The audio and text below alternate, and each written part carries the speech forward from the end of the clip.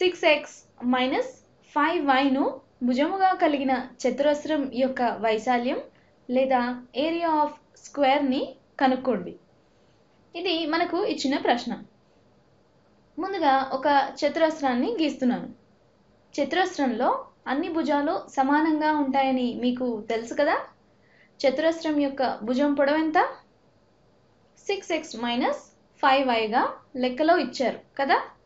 అన్ని భుజాల పొడవు కూడా 6x మైనస్ 5y ఉంటుంది. అంటే ఈ వెడల్పు కూడా 6x మైనస్ 5y అవుతుంది. ఇప్పుడు చతురస్రం యొక్క వైశాల్యం లేదా ఏరియాని కనుక్కునే ప్రయత్నం చేద్దాం. చతురస్ర వైశాల్యానికి సూత్రం ఏమిటి? మీకు తెలుసు కదా, భుజము ఇంటూ భుజము లేదా భుజము స్క్వేర్. ఇక్కడ భుజం పొడవు 6x మైనస్ 5yగా ఇవ్వబడింది. కాబట్టి area of square A is equal to 6x minus 5y into 6x minus 5y. ఈ రెండు ద్విపదులను లేదా బైనామియల్స్ను మల్టిప్లై చేస్తే మనకు ఏరియా వస్తుంది. మరి ఈ రెండు బైనామియల్స్ను ఎలా మల్టిప్లై చేయొచ్చు? మనకు వేరువేరు పద్ధతులు ఉన్నాయి. అందులో ఒకటి విభజన న్యాయం లేదా డిస్ట్రిబ్యూటివ్ ప్రాపర్టీ. అంటే ఇందులో ఈ 6x మైనస్ 5yని ఈ 6xకు మరియు 5yకు డిస్ట్రిబ్యూట్ చేయాలి. మీకు తెలుసు కదా ఎలా డిస్ట్రిబ్యూట్ చేయాలో. అంటే 6x into 6x minus 5y minus 5y into 6x minus 5y is equal to 6x into 6x చేస్తే 36x స్క్వేర్ వస్తుంది. మైనస్ ఆ తర్వాత 6xను 5yతో మల్టిప్లై చేస్తే 6x ఇంటూ 5y ఇది 30xy అవుతుంది. మైనస్ తర్వాత ఈ 5yను ఈ 6xతో మల్టిప్లై చేయాలి. 5y ఇంటూ 6x ఎంత వస్తుంది? 30xy వస్తుంది కదా. చివరగా ఇవి రెండింటిని మల్టిప్లై చేయాలి. దానికంటే ముందుగా మైనస్ ఇంటూ మైనస్ ఏమవుతుంది? మైనస్ ఇంటూ మైనస్ ప్లస్ అవుతుంది. కాబట్టి ప్లస్ 5y ఇంటూ 5y చేస్తే ఎంత వస్తుంది? 25y స్క్వేర్ వస్తుంది. 6x minus 5y into 6x minus 5y చేస్తే మనకు 36x square minus 30xy minus 30xy plus 25y square వచ్చింది. మీరు దీనిని గమనిస్తే గనక మధ్యలో ఉన్న ఈ రెండు టర్మ్స్ సమానం. అవే మైనస్ 30xy మైనస్ 30xy. అంటే వీటిని కలపాలి. వీటిని కలిపితే మనకి ఏమొస్తుంది? మైనస్ 60xy వస్తుంది కదా.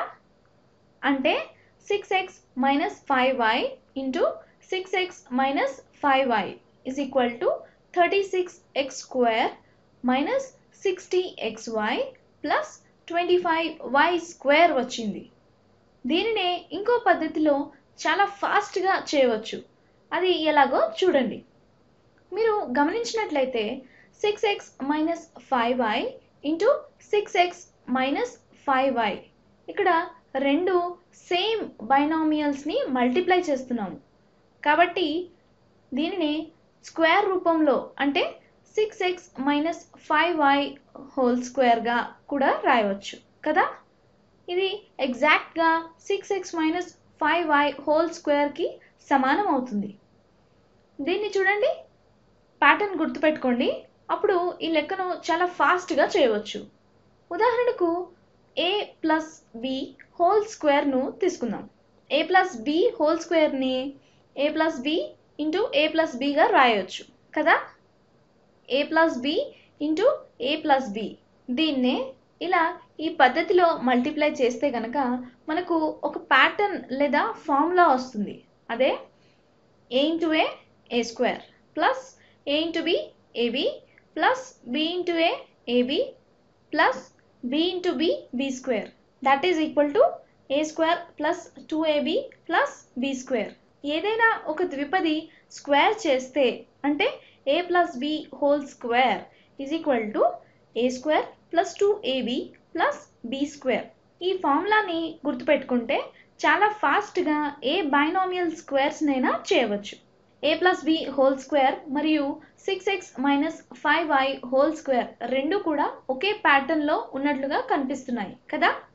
కాబట్టి 6x minus 5y whole square కి ఈ ఫార్ములా అంటే a plus b whole square is equal to a square plus 2ab plus b square ని ఉపయోగిస్తే 6x minus 5y whole square is equal to ఇక్కడ a square అంటే 6x whole square plus 2ab అంటే 2 into a ఎంత 6x into 6x into b అంటే minus 5y into minus 5y plus b square అంటే ఎంత minus 5 whole square. దీన్ని simplify చేయగా మనకు 6x whole square అంటే 36x square ప్లస్ ఇక్కడ మైనస్ 5y కూడా ఉంది అంటే ప్లస్ ఇంటూ మైనస్ కాబట్టి ఇక్కడ మైనస్ వస్తుంది. మైనస్ 2 into 6 12 into 5 60 ఇక్కడ xy కూడా ఉంది కాబట్టి ఇంటూ xy అంటే ఇదంతా మైనస్ 60xy అవుతుంది plus minus 5y whole square అంటే ఇది 25y స్క్వేర్ అవుతుంది. రెండు వేర్వేరు పద్ధతుల్లో దీన్ని సింప్లిఫై చేశారు. అంటే ఏదైనా బైనామియల్ను స్క్వేర్ చేయాల్సి వస్తే ఈ ప్యాటర్న్ కనుక మీరు గుర్తుపెట్టుకుంటే మీరు ఈ డిస్ట్రిబ్యూటివ్ ప్రాపర్టీని 2 సార్లు ఉపయోగించాల్సిన అవసరం ఉండదు. అలాగే లెక్కను ఫాస్ట్గా కూడా చేయవచ్చు. అర్థమైంది కదా. నెక్స్ట్ వీడియోలో మళ్ళీ కలుద్దాం.